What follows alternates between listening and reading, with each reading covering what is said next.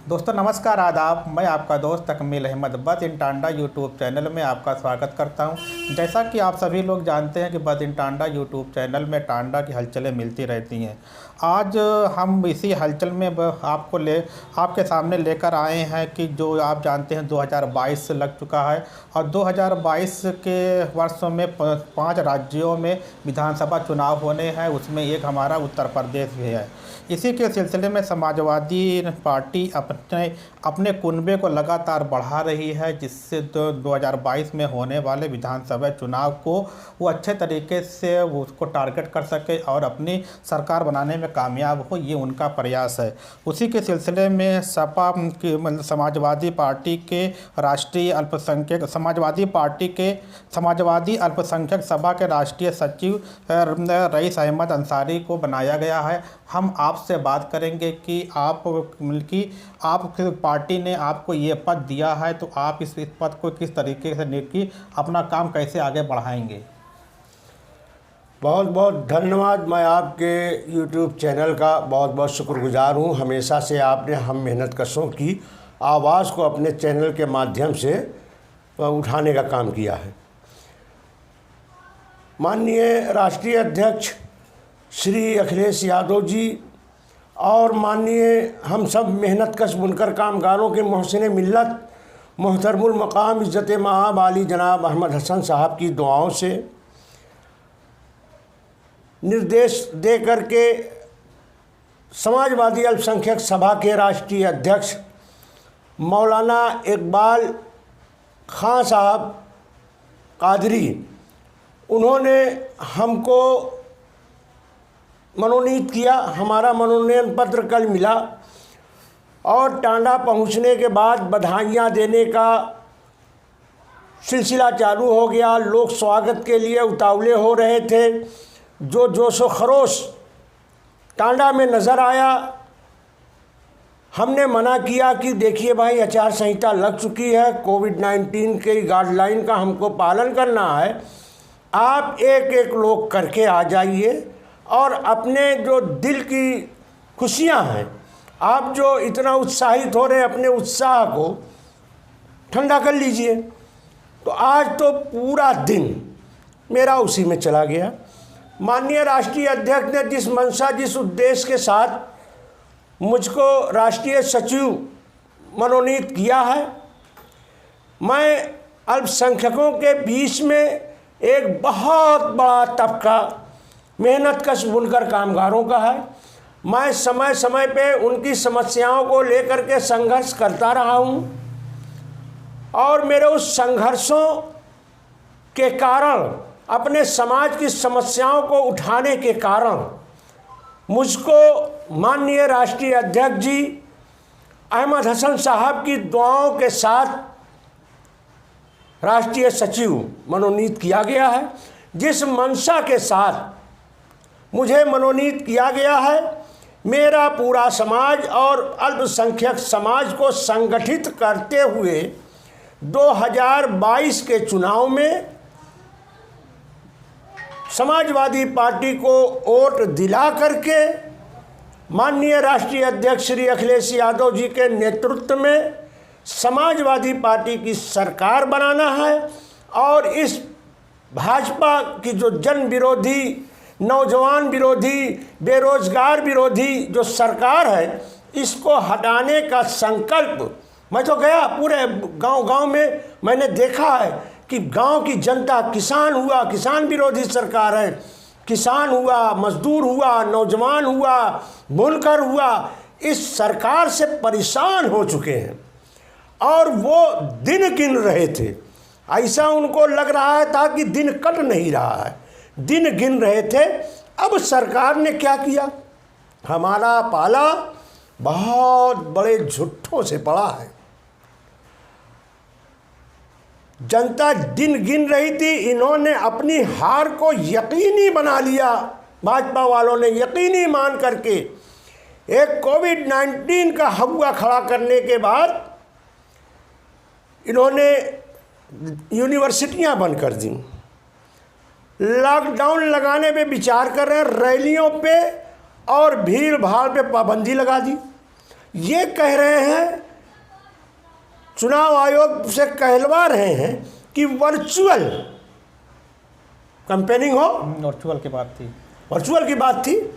अब आप हमको ये बताओ कि गांव का हमारा वो मेहनत कश जो किसान है, जो खेतिहर मजदूर है, जो हमारी छात्र और छात्राएं बहनें हैं, सभी के पास तो इसकी व्यवस्था है नहीं कि वो वर्चुअल अपने नेताओं को सुन सके। लेकिन तो ये आपके नेता जो राष्ट्रीय अध्यक्ष है, जब वो सरकार में थे 17 के पहले, उन्होंने काम किया था, गांवों को भी शहरों से जोड़ने के लिए लैपटॉप की व्यवस्था की थी। जी हाँ। तो अब क्या अगर आपकी सरकार बनती है 2022 में जी, तो जैसे आप कहते हैं कि गांव में बहुत सारे लोगों को, छात्रों को, स्टूडेंट्स को वो व्यवस्था नहीं है कि वो ऑनलाइन अपनी पढ़ाई कर सकें, ऑनलाइन पार्टियों की रैली को देख सकें, तो क्या फिर ये व्यवस्था दोबारा 2022 में लागू होगी? हमारे सरकार बनती है। हमारे माननीय राष्ट्रीय अध्यक्ष जी ने ऐलान कर दिया है कि 10 मार्च 2022 को आ रहा हूँ, लैपटॉप लेकर आ रहा हूँ, अपने जो है छात्रों को और छात्राओं को लैपटॉप दूंगा, और जो टेक्निकल शिक्षा है उसको बढ़ावा दूंगा। गांव में जब गांव का नौजवान पढ़ लिख करके शिक्षित हो जाएगा तो वो शिक्षित बेरोजगार नहीं होगा। हमारे माननीय राष्ट्रीय अध्यक्ष जी ने कहा कि हर नौजवान के हाथ में नौकरियां होंगी, बेरोजगार नहीं घूमने दूंगा। और हमारी पार्टी ने, समाजवादी पार्टी ने, जब तक रोजगार नहीं दे पाई थी तब तक बेरोजगारी भत्ता देने का काम किया है, कन्या विद्या धन देने का काम किया है। हमारी जो माँ और बहनें हैं घर की, उनको समाजवादी पेंशन दे करके उनकी सुर्ती, पान, चाय की व्यवस्था माननीय हमारे राष्ट्रीय अध्यक्ष जी ने कह दिया। उन्होंने ऐलान कर दिया है कि अब की मर्तबा हम 2000 रुपये समाजवादी पेंशन अपनी माँ और बहनों की करने जा रहे हैं। तो ये सारी चीज़ें हैं। आज हमारी सरकार की उपलब्धियों को जनता याद कर रही है, पछता रही है। वो पछता रही है कि काश अखिलेश यादव जी होते, उनके समय में कितना विकास हुआ था। ये जो अब पूर्वांचल एक्सप्रेस वे है उसका शिलान्यास माननीय अखिलेश यादव जी ने किया। जो मेट्रो का ये सिर्फ उद्घाटन कर रहे हैं उसका शिलान्यास माननीय अखिलेश यादव जी ने किया। ये सारे के सारे काम समाजवादी पार्टी की सरकार की देन है। आप टांडा में देख लीजिए, हमारे नेता अहमद हसन साहब स्वास्थ्य मंत्री रहते हुए 200 बेड का हॉस्पिटल दे दिया। जच्चा बच्चा केंद्र के नाम पे 30 बेड का महिला हॉस्पिटल दे दिया। डॉक्टरों के रहने के लिए नेहरू नगर में इतनी बड़ी बिल्डिंग दे दी। तो अहमद हसन साहब ने रोजगार दिया नौजवानों को। अस्पतालों में जितने BUMS डॉक्टर थे उनको लगाया, और जो MSW या MBA थे उनको BPM की पोस्ट सौंपी। ब्लॉक प्रोग्राम मैनेजर NRHM के अंतर्गत जितनी दवाई आती हैं सबको देने के लिए, गरीबों में बांटने के लिए उसका अधिकारी बना दिया। आपसे एक सवाल है कि आप जिस समुदाय से आते हैं, अंसारी समुदाय, और तो पूरे उत्तर प्रदेश में अंसारी समुदाय एक अपने की बुनकर से मतलब कि बुनाई करता है। लेकिन तो समाजवादी जो 5 साल हो गया है, अभी तक 65 रुपये का जो है उसका कोई अता पता नहीं है। सरकार एक बार कानून लेकर आई, कुछ उसमें खामियां थी, फिर उसको लिया, फिर 65 रुपये को वो स्टे कर गए हैं। तो आपकी सरकार आती है तो उत्तर प्रदेश का बुनकर ये इस 65 रुपये का जो फिक्स रेट है इसको क्या समझेगा? क्या ये आगे बढ़ा दिया जाएगा कि इसमें कुछ परिवर्तन होंगे? कि आप बुनकरों से क्या कहेंगे इस पर? हाँ, मेहनतकश बुनकर कामगारों को मैं आश्वस्त करना चाहता हूँ, ये भारतीय जनता पार्टी पूर्ण रूप से बुनकर विरोधी सरकार है और इसने बहुत कोशिश की इसको समाप्त करने की। नहीं, आपने कहा कि बुनकर विरोधी पार्टी है, सरकार है बीजेपी की उत्तर प्रदेश की जी, लेकिन 5 साल उन्होंने भी चलाया है, लगभग 5 साल हो गया है, लेकिन उन्होंने 65 रुपये से 70 रुपया नहीं किया है। क्यों वो मैं बताने जा रहा हूँ। इन्होंने कोशिश किया 2019 में, 4 दिसंबर 2019 में एक आदेश ले आए, उसमें उनको खामियां नजर आई कि स्टे हो जाएगा, जन आंदोलन हो जाएगा, उसको स्थगित कर दिया। जब बुनकर आंदोलित हुआ तो लखनऊ में उनको बुला करके मीटिंग की गई और कहा गया कि एक प्रस्ताव मंत्रिपरिषद में आएगा, उसके बाद बुनकरों का फिक्स रेट रहेगा, लेकिन वो इस हिसाब से रहेगा। तो उन्होंने फिर एक आनंद फानंद में आदेश जारी कर दिया कि 4 दिसंबर 2019 का आदेश प्रभावी होगा। जी हाँ, प्रभावी होगा। फिर आवाज़ें उठी तो 24 घंटे में वापस ले लिया सरकार ने। ये जो नियम बना है, ये नियम मंत्रिपरिषद से पास होकर के राज्यपाल महोदय की सिग्नेचर से जी उनकी अनुसंस्तुति होने के बाद मुख्य सचिव ने जारी किया। ये जियो है और इस जियो को, क्योंकि ये हमारे नेता, हमारे बुनकर समाज के मोहसिन मिल्लत मोहतरम जनाब अहमद हसन साहब का, जो कि खुद एक पूर्व IPS अधिकारी हैं, उनका बनाया हुआ ये जियो था। इतना आसान भाजपा के लिए नहीं था कि बस वो उठाए और खा जाए। वो देखे कि हम फंस रहे हैं, इसको उनको दांव नहीं मिला करने का। इन्होंने ये टालते टालते एक मानसिक दबाव बनाने के लिए एक उत्पीड़नात्मक कार्रवाई की मंशा स्वरूप कि बुनकरों पे दबाव बनाया जाए। ये दबाव बनाने के लिए समय समय पर उसको छेड़ते रहे कि कितना पावर है, लेकिन वो जियो जस का तस रह गया। और मैं आपके चैनल के माध्यम से मेहनतकश बुनकर कामगारों को आश्वस्त करता हूं कि समाजवादी पार्टी की सरकार बनने के बाद फिक्स रेट तो जारी ही रहेगा। वो 14 जून 2006 का आदेश तो प्रभावी ही रहेगा और अच्छी सुविधा देंगे। और माननीय राष्ट्रीय अध्यक्ष जी ने कहा कि 300 यूनिट फ्री हो गई, हम फ्री बिजली देंगे। भाजपा ने कहा कैसे देंगे, इसके चक्कर में आप ना पड़िए, कैसे देंगे। आपको धन बटोरना है अपने घर के लिए, अपनी पार्टी में जमा करना है, अपनी पार्टी का हर जिलों में 5 स्टार के टाइप का ऑफिसें बनाना है। हम गांव के लोग हैं, खेती किसानी से ज़मीन के लोग हैं। हम गर्मी में पसीना बहा करके अपने छप्पर रख करके समाजवादी पार्टी का कार्यालय चलाते हैं। हमें वो बनाने की ज़रूरत नहीं है। हर एक किसान, मजदूर, नौजवान का घर समाजवादी पार्टी का कार्यालय है। आप जहाँ से आते हैं, आपका जो निवास है वहाँ पे टांडा शहर है। जी, टांडा शहर के नगर पालिका में इधर लगातार 4 जितने भी चेयरमैन हुए हैं, कोई समाजवादी सिंबल से था, कोई समाजवादी विचारधारा से था। लेकिन टांडा की सड़कें लगभग टूट चुकी हैं। सकरावल की सड़कें बहुत ख़राब थी, कस्बे से लेकर बका मस्जिद तक बनी, अभी बाकी भी गोठवा तक बनने को बाकी हुई है। वो उस पर कोई काम नहीं हो पाया। आपके समाजवादी विचारधारा के ही चेयरमैन थे, मतलब कि चेयरपर्सन हुआ करते थे, लेकिन फिर भी कोई काम नहीं हुआ। तो क्या ये माना जाए इसके बाद जैसे विधानसभा के चुनाव समाप्त होंगे, फिर उसके लिए कि चेयरमैन, मतलब कि अध्यक्ष नगर पालिका के चुनाव का ऐलान हो जाएगा? अगर आपकी पार्टी के फिर कोई बनता है तो क्या ये टांडा के लोग कि इसमें माने कि विकास होगा कि नहीं होगा? देखिए, समाजवादी पार्टी के या समाजवादी विचारधारा के जितने भी लोग चेयरमैन हुए हैं, सबने विकास किया है। एक रोड की ज़िंदगी कितनी है, एक बार बना देने के बाद आजीवन तो चलती नहीं है। जितना विकास टांडा में समाजवादियों ने किया है, समाजवादी विचारधारा के या समाजवादी पार्टी के सिंबल से जीत करके आए हुए चेयरमैन या चेयरपर्सन ने किया है, अभी तक नहीं हुआ। अभी जो चेयरपर्सन थी मोहतरमा रेहाना नसीम साहिबा, उनका आकस्मिक निधन हो गया, समय कहाँ मिला। 1 साल उन्होंने चेयरमैनी चलाई, उनका निधन हो गया। लेकिन भारतीय जनता पार्टी की सरकार ने, क्योंकि वो जानती है कि टांडा एक ऐसी जगह है जहाँ पे अक्सरियत में मेहनत का बुनकर कामगार निवास करता है और यहाँ से भारतीय जनता पार्टी का चेयरमैन नहीं हो सकता, उसने अप्रत्यक्ष रूप से अधिकारियों के माध्यम से इस नगर पालिका को चलाने का काम किया है। देख लीजिए किस तरीके से कमीशन खोरी हुई है।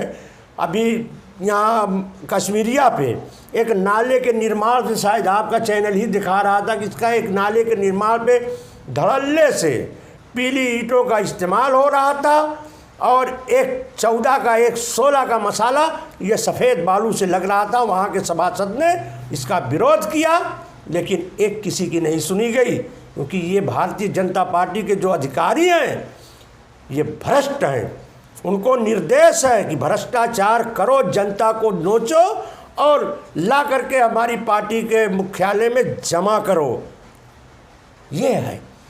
तो इसमें समाजवादी इस शासनकाल में तो समाजवादी विचार, क्योंकि अब वो स्वर्गीय नसीम रेहाना अंसारी साहिबा हैं ही नहीं, वो समय के पहले उनका आकस्मिक निधन हो गया।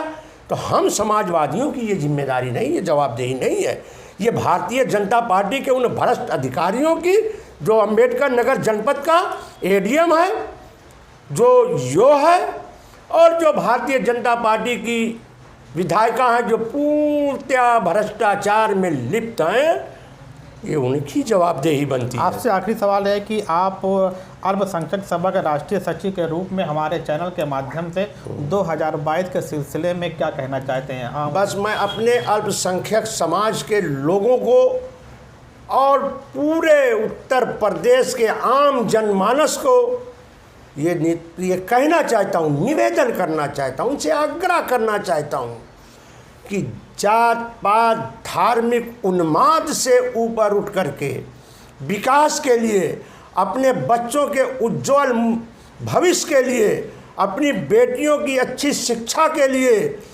और सड़कों का जाल बिछाने के लिए, गांव को शहर की सड़कों से जोड़ने के लिए, गांव को में विद्युतीकरण कराने के लिए, रोशनी फैलाने के लिए अखिलेश यादव जी को अपना एक एक वोट दें और कहीं बटे ना। बहुत से लोग आएंगे मेरे भाई, बहुत से लोग आएंगे, धर्म के नाम पे बहकाएंगे, जात के नाम पे बहकाएंगे। बहकना नहीं, कोई हैदराबाद से आएगा। मैंने हैदराबाद की हालत देखी है। भारत सरकार की रिपोर्ट आई कि 47% वहाँ का मुसलमान दूसरे के घर में रहता है, किराए से रहता है। इतनी बदतर स्थिति वहाँ के मुसलमानों की है कि केंद्रीय सरकार की रिपोर्ट बता रही है कि दलितों से भी बदतर स्थिति है। अरे पहले वहाँ तो भाई मेरे भाई विकास का मतलब आप लोग डर, मतलब कि एक कहीं ना कहीं डर है एमआईएम से कि कोई डर नहीं, माइनॉरिटी वोट का फ्लोटिंग होगी। कोई वोट नहीं, वो तो है ही है भारतीय जनता पार्टी के हाथ की कठपुतली। वही चीज़ वो बोलते हैं जो भाजपा बोलती है। तो इनके बोलने से सीधा फायदा भाजपा को, इनके बोलने से सीधा फायदा भाजपा को पहुंचता है। तो ये तो है। तो हम तो अपने समाज से यही अपील करेंगे ना मेरे भाई कि किसी के बहकावे में ना आए।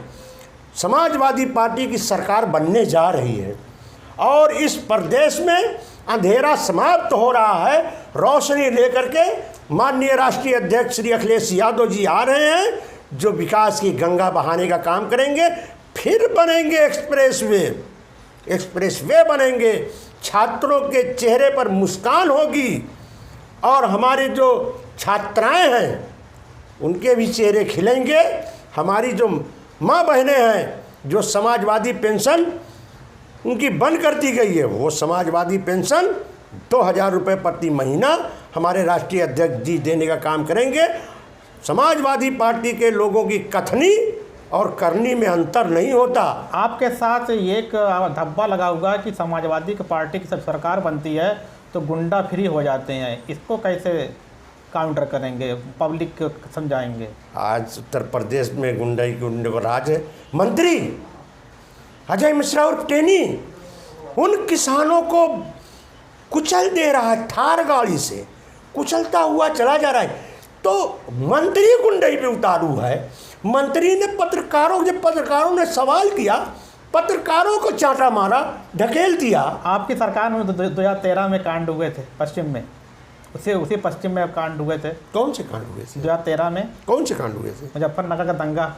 मुजफ्फरनगर का दंगा। अगर आप बीजेपी को क्लेम कर रहे हैं तो वहाँ पर समाजवादी पार्टी को भी। समाजवादी पार्टी की सरकार थी, जितनी जल्दी समाजवादी पार्टी ने दंगे को कंट्रोल किया, 2 महीने चले। नहीं नहीं नहीं नहीं नहीं, भोर में दंगा शुरू हुआ है और दोपहर तक कंट्रोल करके जो बाहर से, गुजरात से, राजस्थान से गुंडों को बुलाया गया था दंगा करवाने के लिए, सबको खदेड़ भगाया गया।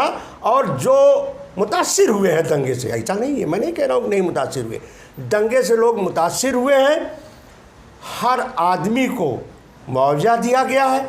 अब अगर एक घर में बाप को मुआवजा मिला तो लड़का है, लड़का कह रहा है कि हमको मुआवजा नहीं मिला। एक घर को अगर प्रभावित हुआ है तो घर के मुखिया को तो ही मुआवजा मिलेगा कि जितना परिवार है, जितने बच्चे, सबको दिया जाएगा। तो ये तो हमारे विरोधियों की चाल है कि हर आदमी को कि नहीं तुमको भी मिलेगा, अरे तुम तो इसी घर के सदस्य हो, तुम कहो मिलेगा, कि समाजवादी पार्टी को किसी न किसी तरीके से बदनाम किया जाए। लेकिन वो लोग जान रहे हैं, आज देखिए जाट जो इन्होंने मुसलमानों और जाटों के बीच में दूरी पैदा कर, बहुत लंबी खाई हो गई थी। आज हमारे राष्ट्रीय अध्यक्ष माननीय श्री अखिलेश यादव जी और आरएलडी के राष्ट्रीय अध्यक्ष माननीय श्री जयंत चौधरी जी ने मिल करके, दोनों नेताओं ने, दोनों नौजवान हैं, काम करने की इनके अंदर ललक है, ऊर्जावान है, दोनों नेताओं ने मिल करके इस खाई को ऐसा पाटा है मेरे भाई, ऐसा पाटा है कि आज वही किसान, जाट किसानों को मुसलमान मस्जिद में सुला रहा था, आंदोलन के दौरान खाना खिला रहा था, आपस में मिल बैठ करके आंदोलन की रणनीति बनाते थे। एक हो गए, भारतीय जनता पार्टी के होश उड़ गए कि ये तो बहुत गड़बड़ हो गया, क्योंकि ये जब तक बटे रहेंगे तभी तक तो हम कामयाब हैं। और मैं बताऊंगा आपको तकमील साहब, जब माननीय राष्ट्रीय अध्यक्ष जी ने गाजीपुर से यात्रा, समाजवादी विजय रथ यात्रा निकाली है, सुबह की निकली यात्रा दूसरे दिन 10 बजे लखनऊ पहुंची, 12 बजे, 1 बजे, 2 बजे, 3 बजे तक जो आदमी खड़ा हो करके अपने नेता का इंतजार कर रहा है, जो आदमी खड़ा होकर के अपने नेता का इंतजार कर रहा है, वो जाहिर सी बात है पैसा लेकर के बुलाई गई भीड़ नहीं है। वो अपने लोकप्रिय नेता की एक झलक पाने के लिए उतावला था। पूरी ठंडी में रात एक्सप्रेसवे पे उसने काट दिया। जब भीड़ और जनता से मिल रहा जन समर्थन, समाजवादी पार्टी के राष्ट्रीय अध्यक्ष में विश्वास देखा भारतीय जनता पार्टी के नेताओं ने, इनके पैर के नीचे से जमीन खिसक गई। जिस 3 काले कानून को वापस न लेने की जिद पर अड़े हुए थे, भारत सरकार अड़ी हुई थी, पूंजीपतियों के हाथ की कठपुतली बनी हुई थी, उस सरकार ने आनन फानन घोषणा कर दी कानून वापस होगा। अगर मुझसे मैं समझा नहीं पाया, मुझसे कोई गलती होगी तो किसानों भाइयों से मैं माफ़ी मांगता हूँ। प्रधानमंत्री जी का वो चेहरा मुझको याद है, जिस तरीके से भावुक होकर के इमोशनल ब्लैकमेलिंग करना चाह रहे थे किसानों के। मैं धन्यवाद देता हूँ अपने उन क्रांतिकारी किसान भाइयों को कि वो अडिग रह गए, इनके शब्दों के जाल में नहीं फंसे और इनको राज्यसभा और लोकसभा में लाख प्रस्ताव ला करके उस कानून को वापस लेना पड़ा। तो ये सारी चीज़ें हैं। ये सरकार तो डरी हुई सरकार है, एकदम दहशत में है कि अब तो अखिलेश आए। और जो इन्होंने भ्रष्टाचार किया है, जाहिर सी बात है जब ईमानदार आएगा। तकमील साहब आप हैं, अगर मैंने भ्रष्टाचार किया है, मेरी जगह पे यहाँ से उठाकर आप आ गए, तो भ्रष्टाचार क्योंकि जनता के धन पे डाका डाला गया है ना, तो उसकी जांच होगी। जांच जब होगी तो फिर क्या होगा आपने देखा होगा। तो 22 में आ रहे हैं आप लोग? 22 में एकदम पक्का श्योर हम आ रहे हैं। समाजवाद की सरकार रहेगी? समाजवाद की सरकार रहेगी। समाजवादी विचारधारा और समाजवादी आंदोलन मजबूत होगा। वो मेहनत कशों की सरकार होगी, नौजवानों की सरकार होगी, जहाँ आम जनमानस की सरकार होगी, समाजवादी पार्टी जो नीतियां बनाएगी, धरातल पे एकदम निचले पायदान पे खड़ा हुआ व्यक्ति उसको उसका लाभ मिलेगा।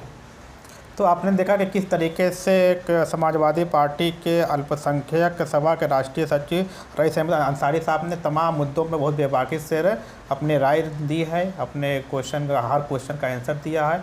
उम्मीद करते हैं कि आपको ये टॉपिक बेहतर लगा हो, आपको इसी तरीके की इन्फॉर्मेशन मिलती रहे। ओके, धन्यवाद।